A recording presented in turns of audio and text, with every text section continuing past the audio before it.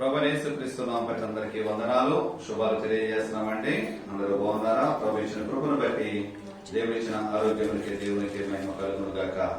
ఇంతవరకు పాటల ద్వారా దేవుని మహిమపరచడానికి కృప మన ఏడలో ఉంచిన దేవునికి ఏమి రుణం తీర్చలేము. అయితే శ్రేష్టమైన వాక్య భాగంలోనికి వెళదాం. ఇర్మీయా గ్రంథము 13వ అధ్యాయము 11వ వచనాన్ని చదువుకుందాం. ఇర్మీయా గ్రంథము 13వ అధ్యాయము 11వ వచనాన్ని చదువుకుందాం. నాకు కీర్తి స్తోత్ర మహిమలు కలుగుటకై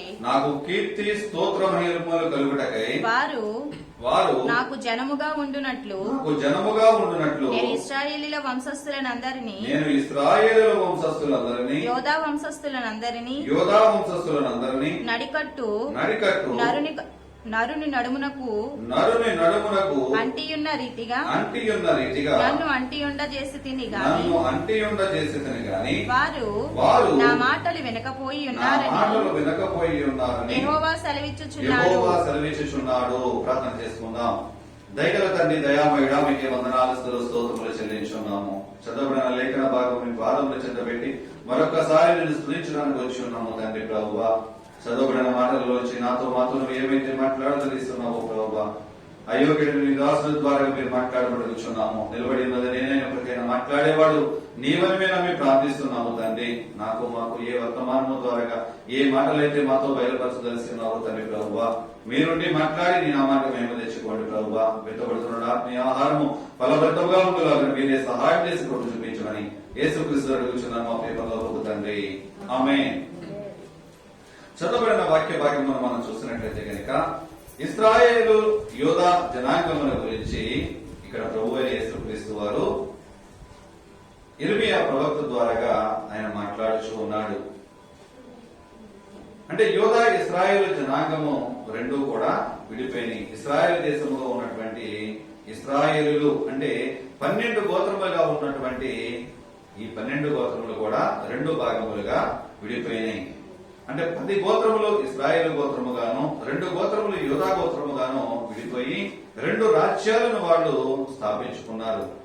అయితే స్థాపించబడినటువంటి ఆ 2 రాజ్యాలను కూడా దేవుడు ఎలా ఎన్నుకున్నాడు అంటే నా సొత్తైన ప్రజలని చెప్పి వారిని మాట్లాడుతూ వారిని ఏ విధముగా దేవుడు అంటిపెట్టుకున్నాడు, వారు దేవుడిని విడిచి వెళ్లకుండా ఏ విధముగా వారిని దేవుడు ఎన్నుకున్నాడు, ఏ విధముగా ఏర్పరచుకున్నాడు, ప్రభువులు వారిని పిలవడానికి గల కారణమేమై ఉన్నది అని మనము చూసుకున్నట్లయితే కనుక నరుడు నడుమునకు నడికట్టు ఏ విధముగా అయితే కట్టుకుంటాడో ఇరు రాజ్యాలని కూడా అంటే యోధా ఇశ్రాయేలు జనాంగమును దేవుడు ఏం చేసుకున్నాడు, తన నడుమునకు నడికట్టు వలె కట్టుకున్నట్లుగా ఇక్కడ మనకు వాక్యభాగం తెలియజేస్తుంది. అయితే ఈ నడుమునకు నడికట్టు కట్టుకున్నటువంటి దేవుడు ఏ విధముగా వాళ్ళని ప్రేమించాడు అంటే కనుక యెషయా గ్రంథము 43వ అధ్యాయము 21వ వచనాన్ని చదువుకుందాం. యెషయా గ్రంథము 43వ అధ్యాయము 21వ వచనాన్ని చదువుకుందాం. నా నిమిత్తము నేను నిర్మించిన జనులు నా స్తోత్రమును ప్రచురము చేయుదురు. హల్లెలూయా. నేను నిర్మించుకున్నటువంటి నా జనులు, నేను ఎన్నుకున్నటువంటి నా ప్రజలు నా గురించి ఏమి చేయాలి, స్తోత్రములు చేయాలి అని చెప్పి అది ప్రచురముగా అంటే వాళ్ళ నోట్లో చేసుకోవడము కాదు గాని స్తోత్రమును ప్రచురముగా చేయుదరని చెప్పి దేవుడు వారి గురించి ఒక ఉద్దేశం కలిగి ఉన్నాడు. అంటే దావీదు పరిపాలించుతున్నటువంటి కాలంలో ఏ విధముగా అయితే వారు దేవుడికి ఇష్టలుగా జీవించారో, దావీదు పరిపాలనా కాలంలో ఎటువంటి ప్రశాంతత కలిగి తన జనులను పడుతున్నటువంటి ఇశ్రాయేలు జనాంగము ఏ విధముగా సుఖశాంతులతో వర్ధిల్లుతూ దేవుని అంటు పెట్టుకుని వారిగా ఏ విధముగా వారు ఉన్నారో ఆ విధానాన్ని చూసినటువంటి దేవుడు అదే విధమైన బిడ్డలుగా నా బిడ్డలందరూ ఉండాలని చెప్పి దేవుడు కోరుకుంటున్నాడు. అయితే ఆనాడు ఇశ్రాయేలు జనాంగమును కోరుకున్నటువంటి దేవుడు ఈ కాలంలో దేవుని స్తుతించుట సంఘములకు ఒక బాధ్యతగా ఇచ్చాడు. ఈనాడు సంఘము ఆయన సొత్తైన ప్రజలు. ఈనాడు సంఘములో ఉన్నటువంటి నీవు నేను దేవునికి సొత్తైన ప్రజలుగా మనం ఉన్నాం. దేవునికి ఇష్టులైన ప్రజలుగా నీవు నేను ఆయన కొన్నాడు నిన్ను నన్ను. నేను ఎవరు అంటే గనక దేవునికి సొత్తైన ప్రజలము. అంటే నిన్ను నన్ను దేవుడు ఏ విధముగా ఆయనను అంటు పెట్టుకొని ఉండాలి అని కోరుకుంటున్నాడంటే, నరుడు నడుమునకు కట్టుకుంటే నడికట్టు కట్టుకుంటే ఏ విధముగా విడిచి ఆ నడికట్టు వెళ్ళిపోదో అట్టి విధముగా దేవునికి యొక్క నడికట్టును కట్టుకున్నట్లుగా మనం ఆయన అట్టి పెట్టుకుండాలని చెప్పి దేవుడు కోరుకుంటున్నాడు. అంటే దేవునికి స్తుతియాగం అర్పించడంలో సంఘమునకు ఒక ప్రాముఖ్యమైన బాధ్యతను దేవుడు అప్పగించినట్లుగా మనకి యెషయా గ్రంథమును బట్టి మనకి దేవుడు బయలుపరుస్తున్నాడు.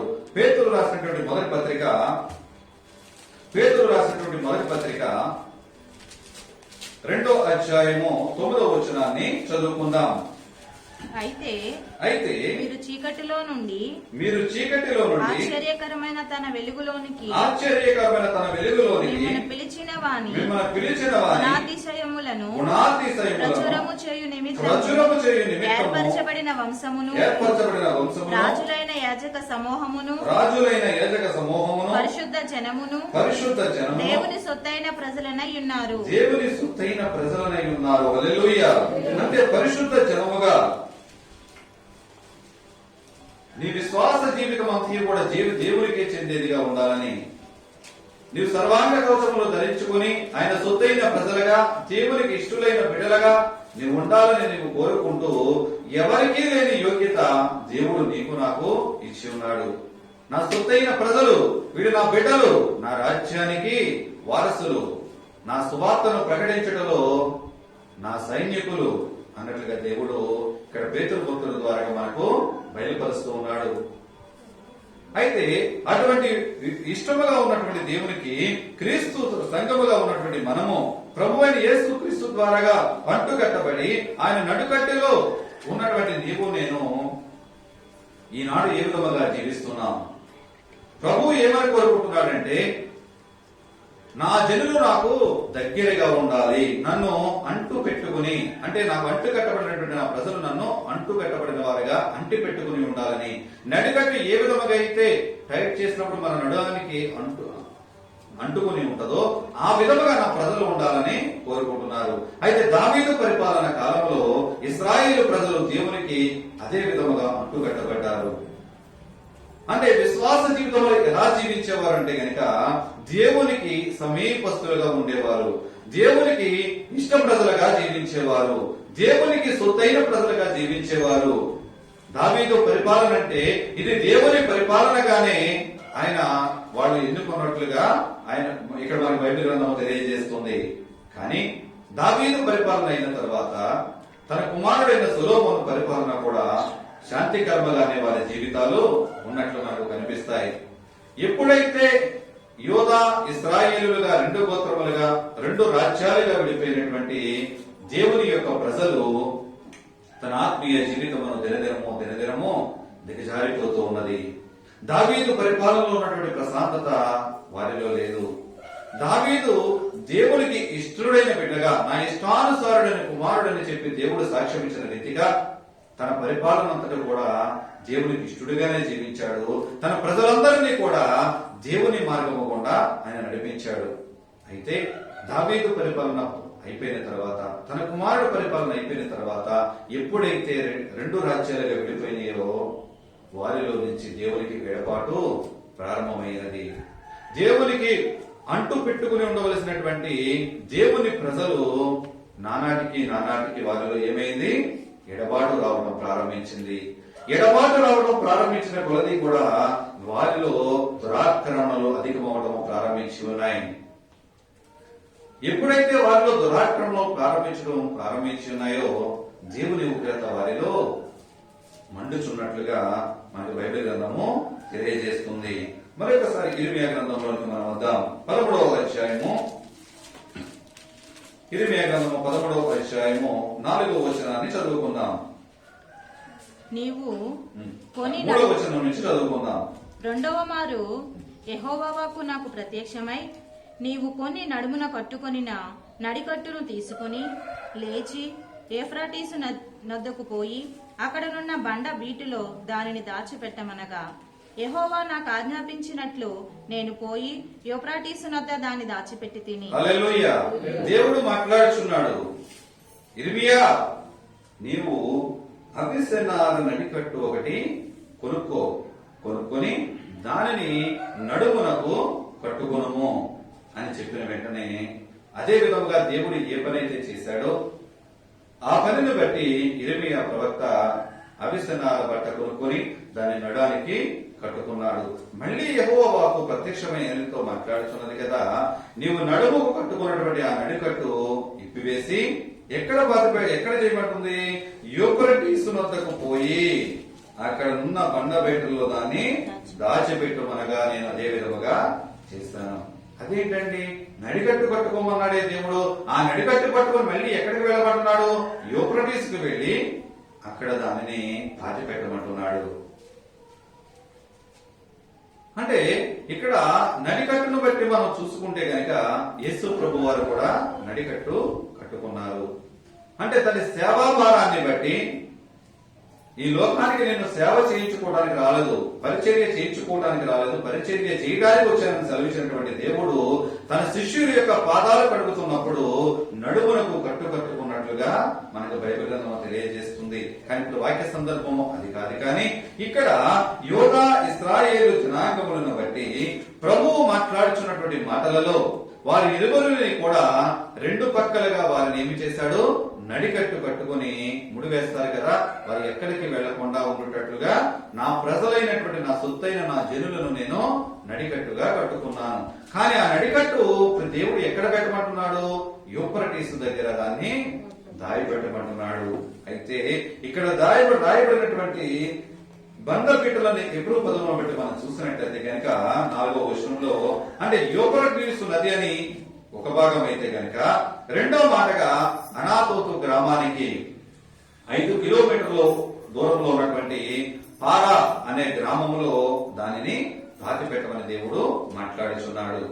అయితే ఈ యూఫ్రటీసు నది ఎక్కడ ఉన్నది అని మనం ఆలోచించినట్లయితే గనక యెరూషలేమునకు 400 కిలోమీటర్ల దూరంలో ఉన్నటువంటి ఈ యూఫ్రటీసు నది దగ్గర పారా అనే గ్రామము దగ్గర ఆ నడికట్టును ఆయన పాతిపెట్టమని సెలవిచ్చినప్పుడు ఇర్మియా ప్రవక్త అదే విధముగా దానిని అక్కడ పాతిపెట్టినట్టుగా మనకు బైబిల్ గ్రంథము తెలియజేస్తుంది. ఇక్కడ అదే మాట్లాడుచున్నాడు. దేవుడు మాట్లాడిన విధముగా, దేవుడు నాకు ఆజ్ఞాపించిన విధముగా నేను అదే విధముగా చేసి ఉన్నాను. అయితే అనేక దినములైన తరువాత యెహోవా నీవు లేచి యూఫ్రటీసు నద్దకు పోయి నేను అక్కడ దాచిపెట్టుమని నీకు ఆజ్ఞాపించిన నడికట్టును అక్కడ నుండి తీసుకుని రమ్మని నాతో చెప్పగా. హల్లెలూయా. ఏంటంటే అనేక దినములైన తరువాత, కొన్ని దినములైన తరువాత, అది ఎన్ని దినములన్నది ఇక్కడ వ్రాయబడలేదండి. అంటే కొన్ని దినములైన తర్వాత అంటే అది నెల రోజులు కావచ్చు, 2 నెలలు కావచ్చు, 3 నెలలు కావచ్చు, 2 రోజులైనా కావచ్చు. కొన్ని రోజులైన తర్వాత మళ్ళీ దేవుడు ప్రత్యక్షమై ఇర్మియా నీతో నేను సెలవిచ్చి ఉన్నాను కదా, ఫలానా రోజున ఫలానా చోటన యూఫ్రటీసు నది దగ్గర నడికట్టును నువ్వు పాతిపెట్టి వచ్చి ఉన్నావు కదా, దానిని వెళ్లి మళ్ళీ తీసుకురా అని ఆజ్ఞాపిస్తూ ఉన్నాడు. అయితే 7వ వచనాన్ని చదువుకుందాం. నేను యూఫ్రటీసు నొద్దకు పోయి తవ్వి ఆ నడికట్టును దాచిపెట్టిన చోట నుండి దాన్ని తీసుకొంటిని. నేను దాన్ని చూడగా ఆ నడికట్టు చెడిపోయి ఉండెను, అది దేనికిని పనికిరాని దాయను. కాగా యెహోవా వాక్కు నాకు ప్రత్యక్షమై ఇలాగు సెలవిచ్చెను. యెహోవా ఈ మాట సెలవిచ్చుచున్నాడు, ఈ విధముగానే యోదావారి గర్వమును యెరూషలేము నివాసుల మహాగర్వమును నేను భంగపరచుదును. అన్య దేవతలను పూజించుచు వాటికి నమస్కారము చేయుదమని వాటిని అనుసరించుచు నా మాటలు విననొల్లక తమ హృదయ కాఠిన్యము చొప్పున నడుచుకొను ఈ ప్రజలు దేనికిని పనికిరాని ఈ నడికట్టు వలె అగుదురు. హల్లెలూయా. ఎంతగా దేవుడు వాళ్ళని ప్రేమించాడో, తన నడికట్టు కట్టుకుంటే ఏ విధముగా అంటి పెట్టుకుని ఉంటదో అంత విధముగా దేవుని ప్రేమను పొందుకున్నటువంటి తన సొత్తైన ప్రజలు, దేవుని ప్రేమించినటువంటి తన సొత్తైన ప్రజలు ఎప్పుడైతే దేవునికి ఎడబాటు వస్తూ ఉన్నదో వారిలో ఏమి ప్రారంభమైనవి?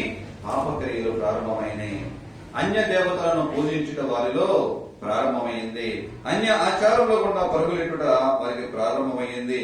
అన్య దేవతలను పూజించు వాటికి నమస్కారము చేయడమని వాటిని అనుసరించు. అంటే ఎక్కడైనా కనపడినప్పుడు చూడండి, రోడ్డు మీద వెళ్ళినప్పుడు వెంటనే ఇలా అనుకుంటూ ఉంటారు. అంటే ఒక గుడి అని లేదు, ఒక దేవుడు అని లేదు, అది చర్చే కావచ్చు, లేకపోతే వేరే విగ్రహారాధకుడు ఏదైనప్పటికైనా అనేక మంది జనులు రోడ్డు మీద వెళ్తున్నప్పుడు ఇలా అనుకుంటూ ఉంటారు. అంటే అనుకుంటే అక్కడి నుంచి దేవుడు వచ్చేసాడా అంటే వారిలో ఆ నమ్మకం. ఇక్కడ దేవుడు అదే మాట్లాడుతున్నాడు. ఇక్కడ అవిసనాల పట్టకు ఉన్నటువంటి విలువ, దేవుడు తన ప్రజలను ఎలా ప్రేమించాడు అంటే కనుక నన్ను అంటూ పెట్టుకుని వారు ఉండాలి అని దేవుడు ప్రేమగా వారిని నడికట్టు వలె వారిని కట్టుకుని, దేవుడు వారిని ప్రతి అపాయకరమైన పరిస్థితుల నుంచి వారిని కాపాడుతూ ఏ కీడు వారికి రాకుండా కాపాడినటువంటి దేవుని విడిచిపెట్టి లోకం వైపు, లోక ఆశల వైపు వారు తిరుగుతూ అన్య దేవతలను పూజిస్తూ అన్య ఆచారాలను వాళ్ళు పాటిస్తూ వాటికి నమస్కారం చేస్తూ దేవుని మాట వినమల్లనటువంటి కఠిన హృదయములు అయిపోయినాయి అని చెప్పి దేవుడు బాధపడుతూ తన ప్రజలు ఎలా ఉంటారు అంటే గనక యూఫ్రటీసు నది దగ్గర నుంచి తీసుకొచ్చినటువంటి ఆ నడికట్టు ఎలా ఉన్నదని ఇర్మియా చూపిస్తున్నాడు. అక్కడ పాతి పెట్టబడినటువంటి నడికట్టు ఎండకు ఎండి వానకు తడిచి ఆ విధములో ఉన్నటువంటి నడికట్టు ఎన్ని రోజులు ఉంటుందండి? అది సీగిపోయి పాడైపోయినదాయను అని చెప్పి ఇక్కడ వ్రాయబడింది. ఎందుకు పనిచేయనిదిగా ఉన్నదంట అంటే నా ప్రజలను కూడా నేను ఆ నడికట్టు ఏ విధముగా అయితే పాడైపోయి ఉన్నదో నా ప్రజలు అదే విధముగా వారు పాడైపోతారు. ఆ నడికట్టు వల్ల నా ప్రజలను నేను చేస్తాను అని చెప్పి ఇక్కడ దేవుడు మాట్లాడుతున్నాడు. దేవుడు ప్రతి వ్యక్తి పట్ల కూడా నిబంధన చేస్తాడు. వారు చేసినటువంటి విగ్రహారాధనలను బట్టి, వారు చేసినటువంటి పాపములను బట్టి మనం ఆలోచించినట్లయితే కనుక లేవియకాండము 26వ అధ్యాయము, లేవియకాండము 26వ అధ్యాయము 19వ వచనాన్ని చదువుకుందాం. మీ గర్వమును భంగపరిచి ఆకాశము ఇనుము వలెను భూమి ఇత్తడి వలెను ఉండచేసెదను. హల్లెలూయా. నీ బలగర్వము నేను అణిచివేసేదను. ఎందుకంటే అవిధేయతలుగా ఉన్నటువంటి ఇశ్రాయేలు జనమునకు శిక్షలుగా విధించడానికి వారిలో ఉన్నటువంటి మీ బల గర్వము భంగపరిచి, ఒకవేళ నాకు బలం ఉన్నదని చెప్పి నువ్వు గర్విస్తున్నావేమో, నాకు అంద చందములు ఉన్నాయని నువ్వు గర్విస్తున్నావేమో, నువ్వు ఆస్తుపాస్తులు నువ్వు గర్విస్తున్నావేమో, నువ్వు చేసిన దోషములను బట్టి, నువ్వు చేసిన అపరాధములను బట్టి, నీలో ఉన్నటువంటి పాప క్రియలను బట్టి, నీలో ఉన్న గర్వం అనే అహంకారములను బట్టి నేనేం చేస్తాను?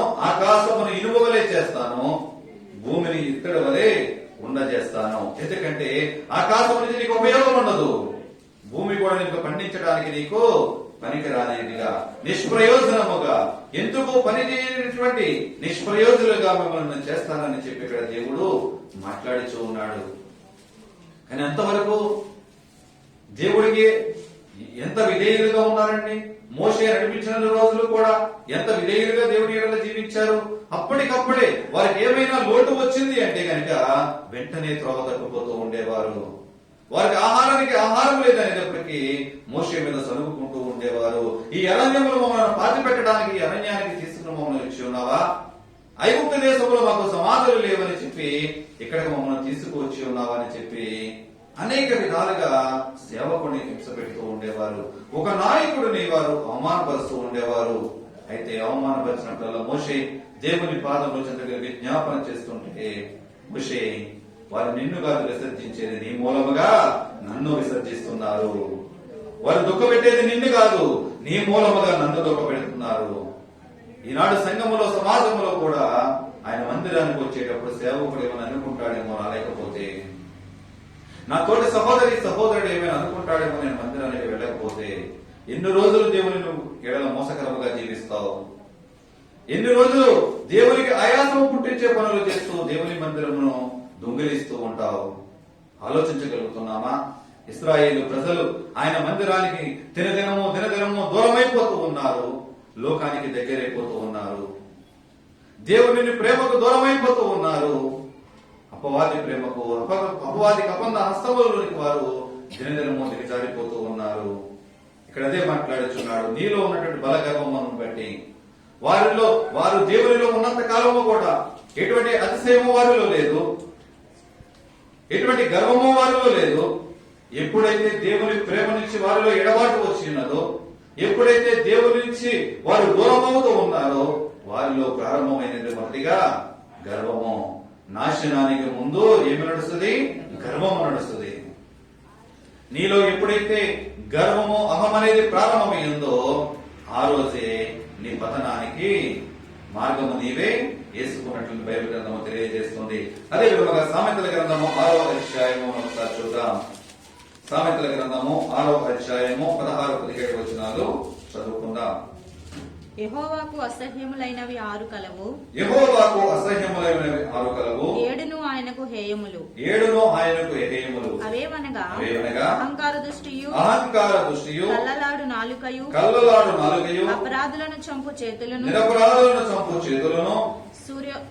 దుర్యోచనులు యోచించు హృదయమును, కీడు చేయుటకు త్వరపడి పరిగెత్తు పాదములను, లేని వాటిని పలుకు అబద్ధ సాక్షియు, అన్నదమ్ములలో జగడమును పుట్టించువాడును. ఈ 7 కూడా దేవునికి ఆయాసము కలిగించేవి. ఇశ్రాయేలు జనాంగములో ఇవే దురాలోచనలు వచ్చి ఉన్నాయి. ఇవే అలవాట్లు, అహంకార దృష్టి, కళ్ళలాడే నాలుక. అంటే వారి నోటి మాటల చేత ఏమి మాటలు వస్తున్నాయో వారికే తెలియదు. ఆ నోటితోనే తెప్పిస్తారు, ఆ నోటితోనే దీవిస్తారు, ఆ నోటితోనే శుభవచనాలు పలుకుతారు, ఆ నోటితోనే శాపవచనాలు పలుకుతారు. ఎన్నాళ్ళు నీ కంపు నోటితో దేవుని ఆయాస పెడతావు? ఆలోచించగలుగుతున్నావా? నీ కపట ప్రేమలను బట్టి, నీ హృదయ వాంఛలను బట్టి ఎన్ని రోజులు దేవుని మోసం చేసేవాడిగా, మోసం చేసేదానిగా నేను జీవిస్తున్నాం? ఆలోచించగలుగుతున్నామా? నా ప్రియ సహోదరుడిగా, యువతీయ కాలం మందు, ఈ దినమందు నేను దేవుని మందిరంలో ఎలా జీవిస్తున్నాం? దేవునితో నీవు అంటు కట్టబడిన వారిగా, దేవుని నడికట్టులో ఒక భాగముగా, ఒక వ్యక్తిగా నీవు ఉంటున్నావా? లేకపోతే చెడిపోయిన నడికట్టు బయట ఎందుకు పని చేయనిదాకా పారవేయబడినట్టుగా ఒకవేళ నీవు పారవేయబడుతున్నావా అన్నది మనము ఆలోచించగలగాలి. అలాగే నిరపరాధులను చంపు చేతులు, ఏ పాపము తెలియని వారి చంపు చేతులు. ఈనాడు లోకములో చూసినట్లయితే కనుక అపవిత్రత వల్ల పొందినటువంటి గర్భముల చేత అనేక మంది అపార్షణలు చేయించుకుంటూ ఉన్నారు. వారు చేసిన నేరము కడుపులో పిండిన పిండమా, తల్లిదండ్రులు చేసిన దోషములను బట్టి, వారిలో ఉన్నటువంటి అపవిత్రతను బట్టి ఏ పాపము తెలియనటువంటి పసిపిల్లలను కూడా ఈనాడు పురిటిలోనే చంపివేసే వారు అనేక మంది ఉన్నారు. అది దేవునికి ఆయాసం కలిగించేది కాదా? దేవుని దృష్టిలో నేరారోపణ కలదిగా లేదా పనులు?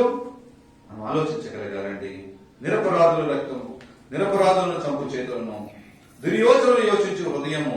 ఎప్పుడు కూడా వారి ఆలోచనలు ఏమిటంటే ఎదరవారిని ఏ విధముగా పాడు చేద్దాం, ఎదరవారు అపాయంలో ఉంటే వీరికి సంతోషము, ఎదరవారు బాధపడుతూ ఉంటే అయ్యయ్యో అని చెప్పి పై మాటకి అంటారు కానీ వాడికి బదాయి జరిగిందని చెప్పి ఎంతో లోపల ఆనందపడుతూ ఉంటారు.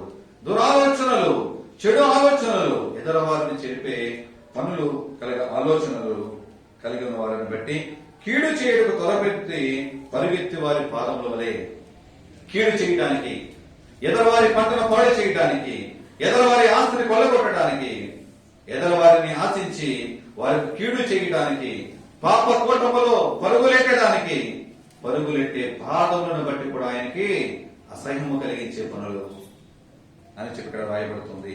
లేని వాటికి పలుకు అబద్ధ సాక్షియు, లేనివి ఉన్నట్లుగా, ఉన్నవి లేనట్లుగా మాట్లాడే అబద్ధ సాక్షుల వలె. నాబోతు ద్రాక్ష తోటను బట్టి అవిధే విధముగా అబద్ధ సాక్షులు పలికింపబడ్డాయి. యేసు ప్రభువును సిలువ వేయడానికి కూడా అబద్ధ సాక్షులను పెట్టి ఉన్నారు. ఈనాడు సమాజంలో కూడా అనేక మంది అబద్ధ సాక్షులను పెట్టి లేని ఉన్నట్లుగా మాట్లాడుతున్న ప్రజలు అనేక మంది ఉన్నారు. అటువంటి వారు దేవునికి అసహ్యులని చెప్పి దేవుడు మాట్లాడుచున్నాడు. అన్నదమ్ములలో జగములో పుట్టించువాడును. ఈనాడు కుటుంబంలో జగములో పెట్టేవారు అనేక మంది. ఒక కుటుంబము సుఖ సంతోషాలతో వర్ధిల్లుతూ ఉందంటే వారిని ఏ విధముగా విడగొట్టాలి? ఎందుకంటే ఆ కుటుంబం పతనమైపోవటము వీడికి ఆనందం, ఆ కుటుంబం విచ్ఛిన్నమైపోవటం వీరికి సంతోషం. అటువంటి వారంటే దేవునికి అసహ్యమని చెప్పి దేవుడు మాట్లాడుతున్నాడు. అటువంటి ప్రజలను బట్టి దేవుడు అసహించుకుంటున్నాడు. అటువంటి ప్రజలను ఏ విధముగా చేస్తానంటున్నాడంటే, పాతి పెట్టి తీయబడినటువంటి నడికట్టు ఏ విధముగా అయితే ఉన్నదో దాని వలె పారవేస్తానని చెప్పి దేవుడు మాట్లాడుతున్నాడు. జెఫన్యా గ్రంథము 3వ అధ్యాయము 11వ వచనాన్ని చదువుకుందాం. ఆ దినమున మీ గర్వమును బట్టి సంతోషించు వారిని మీలో నుండి నేను వెళ్ళగొట్టుదును. హల్లెలూయా. ఏమంటున్నాడండి? ఆ దినమున నీ గర్వమును బట్టి సంతోషించు వారిని నీలో నుండి నేను వెళ్ళగొట్టుదును కనుక నా పరిశుద్ధమైన కొండయందు నీవిక గర్వమును చూపవు. నా మీద తిరగబడి నీవు చేసిన క్రియల విషయమై నీకు సిగ్గు కలుగును. హల్లెలూయా. దేవుడు సకల జాతులను బట్టి తన గురించి నిజమైన జ్ఞానాన్ని ప్రసాదించినప్పుడు తన వారికి సౌభాగ్యాలు కలిగిస్తాడు. ఎవరైతే దేవుని అంటు పెట్టుకుని ఉంటారో, తన నడికట్టులో ఎవరైతే దాగి ఉంటారో వారందరికీ కూడా తన రాజ్యానికి వారసురాండ్లుగా చేస్తూ తన నిత్య రాజ్యములో సుఖ సంతోషాలు కలిగిస్తూ తన పరలోక రాజ్య మహిమను వారికి అనుగ్రహిస్తానని చెప్పి దేవుడు మాట్లాడుతూ, ఇక్కడ రాయబడిన విధానాన్ని బట్టి ఎవరైతే నాకు వ్యతిరేకముగా జీవిస్తారో, ఎవరైతే వారి హృదయ గర్వమును బట్టి సంతోషించు వారిని నీలో నేను వెళ్ళగొడతాను. తన ప్రజలైన వారు ఎవరైతే ఉంటారో తన హృదయ గర్వమును బట్టి నీకు వ్యతిరేకంగా మాట్లాడేవారు ఉంటే వారి నీలో నుంచి నేను వెళ్ళగొడతాను. మీరు నా ఎడల చేస్తున్న క్రియలను బట్టి వారు హృదయ గర్వముతో ఏదైనా చేద్దామని తలపెట్టినప్పటికైనా నా ముందు వారు ఏం చేస్తారు? సిగ్గుపడతారు అని చెప్పి దేవుడు మాట్లాడుచున్నాడు. అయితే ఆయన మంది రావడంలో ఉన్నటువంటి నీవు నేను దేవుని ఎడల ఏ విధముగా జీవిస్తున్నాం, దేవుని ఎడల నీవు నేను ఎలా జీవించగలుగుతున్నాం అన్నది మనము ఆలోచించగలగాలి. ఇక్కడ ఇర్మియా ప్రవక్త ద్వారా దేవుడు అదే మాట్లాడుచున్నాడు. నేను యూఫ్రటీసు నది వద్దకు పోయి త్రవ్వి ఆ నడికట్టును దాచిపెట్టిన చోటు నుండి దాన్ని తీసుకుంటుని నేను దాన్ని చూడగా ఆ నడికట్టు చెడిపోయి ఉండెను. అది దేనికిని పనికిరానిదాయను. నా ఎడల అపరాధములు చేసే జనులు, నా కీర్తిని ప్రచురము చేయనటువంటి జనులు, నాకు ఆయాసము కలిగించే జనులని నేను ఏ విధముగా చేస్తానో, ఆ నడికట్టు ఏ విధముగా అయితే పనికి రాకుండా ఉందో, ఏ పనికి పనికి రాకుండా పోయిందో వారిని కూడా నేను అదే విధముగా చేస్తానని చెప్పి ఇర్మియా ప్రవక్త ద్వారా యూదా ఇశ్రాయేలు జనాంగమునకు హెచ్చరికల ద్వారా దేవుడు మాట్లాడుచూ ఉన్నాడు. అంతవరకు వారి ఆత్మీయ జీవితం ఎలా ఉన్నది అంటే దేవుణ్ణి అంటూ పెట్టుకుని ఉన్నది. నడికట్టు ఏ విధముగా అయితే గట్టిగా బిగించుకుంటారో దేవునికి వారికి కలిగిన సంబంధము అట్టి విధముగా పటిష్టముగా ఉన్నది. కానీ వారిలో ఉన్నటువంటి అపవాది క్రియలు ఎప్పుడైతే వారిలో ప్రవేశించి ఉన్నాయో, ఎప్పుడైతే విగ్రహారాధన అనేది వారిలో ప్రబలి ఉన్నదో, లోకం అనేటువంటి నేత్రాశ గల వారిగా లోక స్త్రీలను మోహిస్తూ ఎప్పుడైతే పాపకూటములో వ్యభిచార కోపంలో వారు దొరుకుతూ ఉన్నారో, అన్య ఆచారములను పాటిస్తూ విగ్రహాలకి మొక్కి అన్య స్త్రీలను వివాహం చేసుకుంటూ ఎప్పుడైతే వారికి పాపానికి లోనైపోయి ఉన్నారో, దినదినము వారి ఆత్మీయ స్థితి ఏ విధముగా ఉన్నదంటే ఎంతో ఉన్నతముగా ఉండవలసిన వారి స్థితి రోజు రోజుకి దిగజారిపోతూ కిందకి పడిపోతూ ఉన్నది. దేవునితో అంటుకట్టబడినటువంటి వారి జీవితము రోజు రోజుకి వెడబాటు చెందుతూ ఉన్నది. నీవు నేను కూడా మన ఆత్మీయ జీవితంలో ఎప్పుడైతే మోకాళ్ళ అనుభవం కలిగి మోకాళ్ళ ప్రార్థనతో మన దేవుని వెంబడిస్తూ ఉంటామో, దేవునితో సహవాసము చేస్తూ ఉంటామో, మన ఆత్మీయ జీవితము దినదినము వృద్ధిలుతూ ఉంటది. ఆత్మీయ జీవితమే కాకుండా శారీరకమైన జీవితము కూడా మనకు కావలసిన ఏవి కూడా మన దేవునికి తెలుసు కనుక సంతృప్తికరంగా మనకి అన్ని కూడా అనుగ్రహిస్తూ ఉంటాడు. భక్తుడు మాట్లాడతాడు కదా, పాపము నిన్ను ప్రార్థన చేయనివ్వదు, అలాగే ప్రార్థన పాపము నీ దరికి చేరనివ్వదు.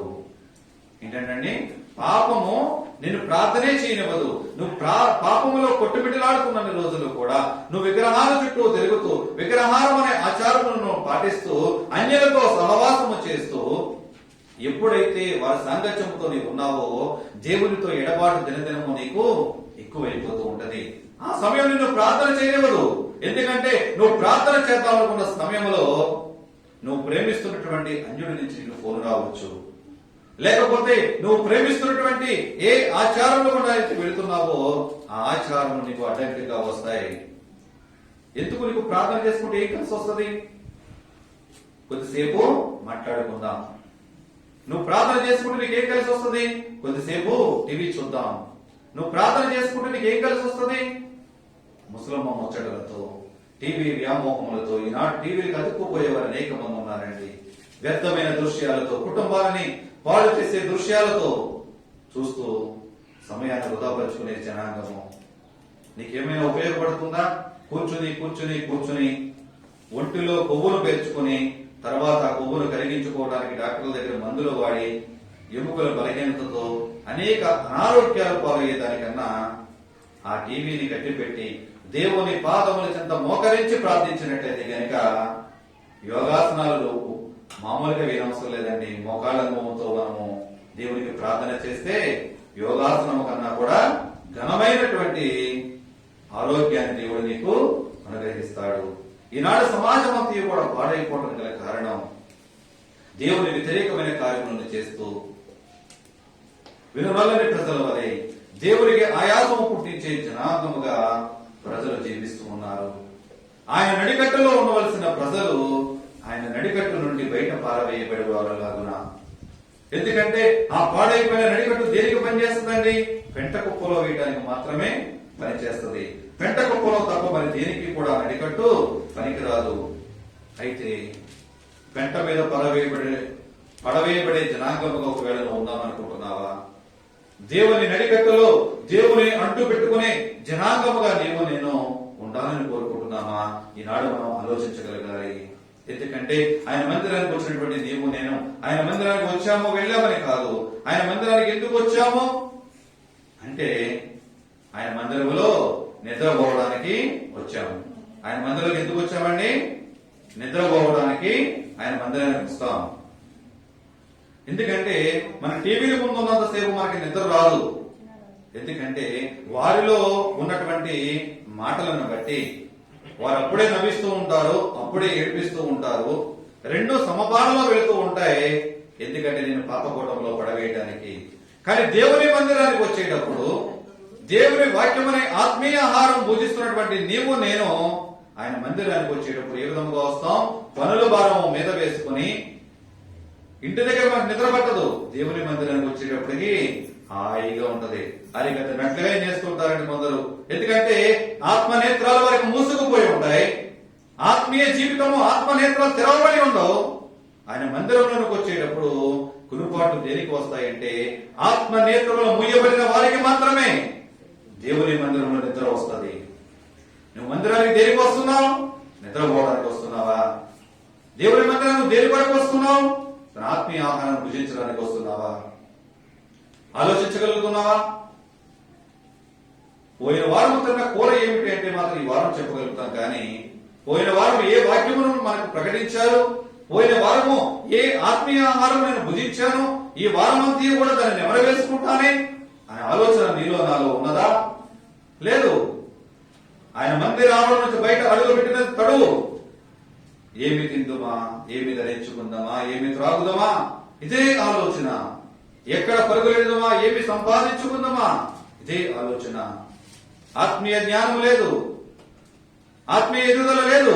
ఈనాడు కూడా క్రైస్తవులుగా చెప్పుకుంటున్నటువంటి నీవు నేను ఆత్మీయ మరుగుజ్జుల వలె ఉంటున్నామే తప్ప ఆత్మీయ ఎదుగుదల ఎవరిలోనూ కూడా కనిపించట్లేదు. ఈనాడు క్రైస్తవ జీవితముగా చెప్పుకుంటున్నటువంటి నీకు నాకు నీవు నేను దేవునికి ఆయాసము తెచ్చేవారిగా జీవిస్తున్నామా? దేవుని నామమును మహిమపరిచే వారికి మనకు కనిపిస్తున్నామా? ఆలోచించగలగాలండి. ఆయన మందిరానికి వచ్చుచున్నావు వెళుచున్నావు కాదు, నా దేవుని మందిరానికి వెళ్ళినట్టు నేను ఈరోజు ఏమి సంపాదించుకున్నాను అన్నది మనం ఆలోచించగలగాలి. ఇక్కడ యోధా ఇశ్రాయేలు జనాంగము దేవుని నడిగట్టుగా ఉండవలసిన ప్రజలు పెంట కుప్పలో పడవేయబడ్డారు. ఎందుకు పని చేయని నడికట్టు ఏ విధముగా అయితే సీగిపోయి ఉన్నదో, ఇశ్రాయేలు యోధా జనాంగముల యొక్క వారి జీవితాలు సీగిపోయిన వారిగా పెంట కుప్పలో పడవేయబడి ఉన్నారు.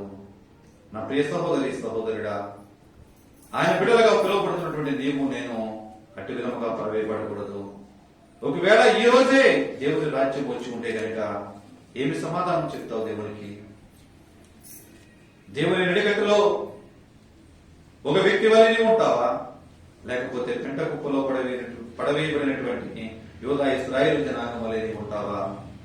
విభజన కాలం మనం సరి చేసుకుందాం, మనం ఆత్మ పరిశీలన చేసుకుందాం. నా తండ్రిని ఇంతవరకు ఒకవేళ నేను తప్పిపోయి ఉన్నాను, ఇంతవరకు లోకేశ్వరుని బట్టి పాప కూటంలో కొల్లాడుచున్నటువంటి నా బ్రతుకును ఈ రోజు నేను సరి చేసుకుంటున్నాను. నీ నడికట్టులో నన్ను కూడా చేర్చుకో, నీ నడికట్టులో ఒక భాగముగా నన్ను వాడుకో, నీ మంది రావడంలో ఒక పాత్రగా నన్ను ఎన్నుకో, నేను వాడబడటానికి సిద్ధంగా ఉన్నానయ్యా అని ప్రతి ఒక్కరము కూడా ప్రార్థన చేద్దాం. చెప్పబడిన ఈ మాటలు దేవుడు దీవించి ఆశీర్వదింపబడును గాక. ఆమేన్. ప్రార్థన చేసుకుందాం. దేవాన్ని స్తోత్రములు తండ్రి, పరిశుద్ధుడా, మహాపరిశుద్ధుడు, మహాగరుడైన మా తండ్రి, నీకే వందనాలు స్తోత్రములు చెల్లించుండగా ప్రకటింపబడినటువంటి ఆత్మీయ మాటలను బట్టి, మీరు మాకు పంచిపెట్టినటువంటి ఆత్మీయ ఆహారాలను బట్టి మేము స్తుతించున్నాము తండ్రి ప్రభువా. అవును రాజా, అలనాడు ఇశ్రాయేలు జనాంగము యోధా జనాంగం అనుకుంటున్న నీ ప్రజలు తండ్రి ప్రభువా, నీ నడికట్టులో ఉండవలసినటువంటి నీ ప్రజలు అయ్యా, నీ నడికట్టుకు దూరముగా ఉండి నీకు ఆయాసము కలిగించే పాప కూటములో వారు జీవిస్తూ అయ్యా పరవేయబడిన జనాంగముగా వారు జీవించి ఉన్నారయ్యా. దురప్రవర్తన కలిగి అపవిత్రమైనటువంటి పెదవులతో, అపవిత్రమైన ఆలోచన తలంపులతో, అన్య ఆచారుల గుండా వారికి పరుగులెడుతూ, విగ్రహాల తట్టు తిరుగుతూ, విగ్రహాలకు మొక్కుతూ నీకు ఆయాసం కలిగించున్నారు ప్రభువా. అవును తండ్రి, ఈనాడు క్రీస్తులో జన్మించినటువంటి మేము, క్రీస్తు ద్వారాగా అంటుకట్టబడినటువంటి మేము తండ్రి ప్రభువా, మా హృదయ ఆలోచనలను బట్టి, తలంపులను బట్టి, కపటమైన ఆలోచనలతో, దుష్ట శక్తుల ద్వారా మేము ఒకవేళ పరుగులెడుతూ ఉంటే ఈ మధ్యాహ్న కాలంలో మా ఆత్మ నేత్రములు నువ్వు తెలుసుచున్నావని మేము నమ్ముచున్నాము తండ్రి ప్రభువా. నీ మందిర ఆవరణలో, నీ సన్నిధానంలో ఒక బలమైన పాత్రగా, ఒక యోగ్యమైన పాత్రగా నన్ను మమ్మల్ని వాడుకోండి ప్రభువా. ఈ మధ్యాహ్నం మేము సిద్ధముగా ఉన్నాము తండ్రి.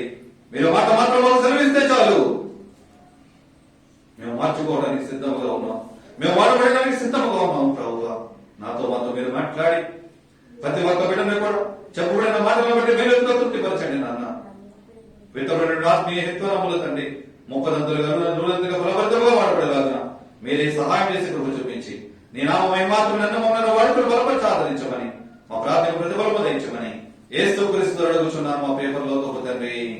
ఆమేన్, ఆమేన్, ఆమేన్. అందరికీ వందనాలండి.